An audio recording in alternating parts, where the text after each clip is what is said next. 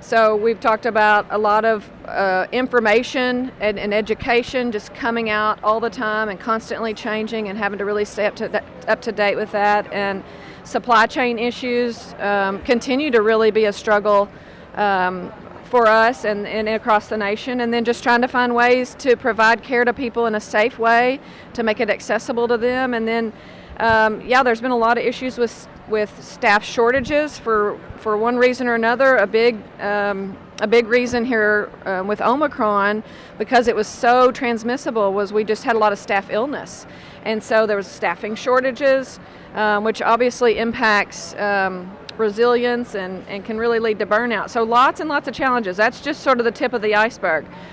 But I've been very proud of St. Bernard's and all of our employees and how we've come together and really met those challenges. But I'd like to hear from you guys. What are you most proud of how St. Bernard's addressed those challenges and how we were able to take care of our community throughout this pandemic? There's so much to be proud of. Right. First and foremost, I think our staff and our staff's families. You mentioned staffing shortages, and they never batted an eye. They rose to the challenge. They have stepped up and worked countless extra shifts and hours, and that affects your home life too. And so definitely our staff and families, I'm so proud of them. Also very proud of the fact we were blessed that we had not transitioned our old ICU into new beds yet when COVID initially hit. So that allowed it for us to expand up to over 70 ICU beds. So we were able to care for not only our region, but a few from other states, from southern Arkansas. We were able to do great things during COVID. Right. Very proud to be a part of St. Bernard's. And I'll echo that and say the staff and the team. I think that, again, this was an unknown challenge and everybody's just responded. We got faced with a lot of things that we've never done before, and everybody, every week there was something new, and everybody would come together over communication, and we were just able to deliver. So it was exciting to see that we were able to make decisions quicker, be able to rapidly change, and then go in there, learn from that, and just continue to improve on it. I think if you look at the very beginning when all this was coming out, and probably one of my favorite people in this whole thing is standing up there asking us questions right now. So Dr. Holder had a lot of weight on her shoulders, and so she formed a panel of a lot of us, multiple disciplines.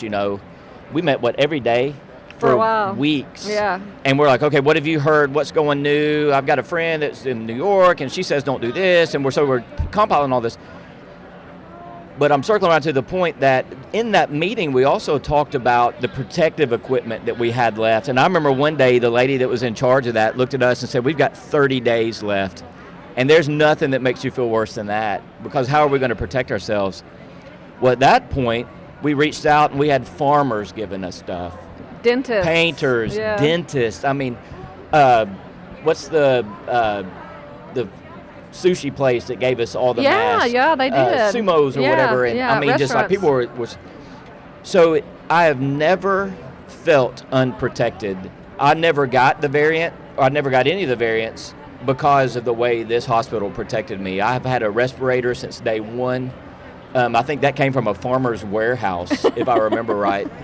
Hopefully we upgraded you at some point. But the response of that panel, and we need this unit, we need this PPE, it just happened. And the other story I'll tell is my favorite one. So what's very important is that if you have a very contagious patient, to have them in a negative pressure room, what that means is that the air in the room is getting sucked through a filter and not pushed out to where the staff hangs out and stuff. When our environmental people fired up all our negative pressure rooms, the door to the unit wouldn't open because of the suction. So even the people making sure that our rooms were negative pressure went above and beyond to protect us. And I don't know of hardly any nurses or staff that work down in the Corona ICU that got it from the ICU. Yeah. Because of how y'all protected us. Thank Yeah. you. You're welcome. You're a great lady. Thank you. You touched on the community. I will say the community outreach of love and support was absolutely phenomenal during this time. We had schools making cards. We had different churches bringing supportive scripture and notes to employees and patients. This community really stood together and really supported us in a time of need, and we are very grateful for that. Yeah, I would echo everything that they said.